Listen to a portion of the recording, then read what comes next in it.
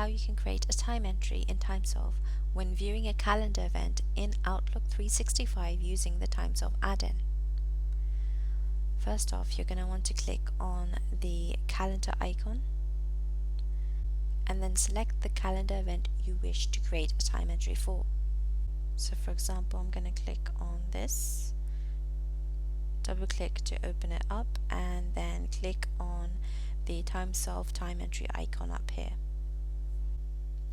The date and time of the event are the basis by which the time entry date and duration is calculated. So for example, an event created on the 2nd March 2020 from 3 p.m. to 6 p.m.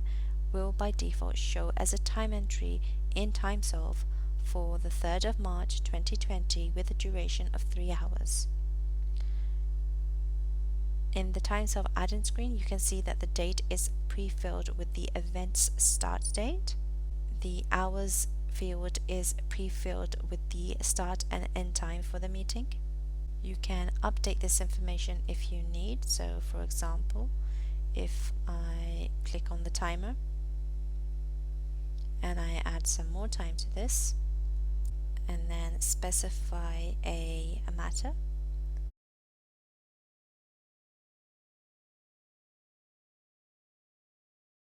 and then if I scroll to the bottom and I click save, you can see I've been notified that the time entry has been saved.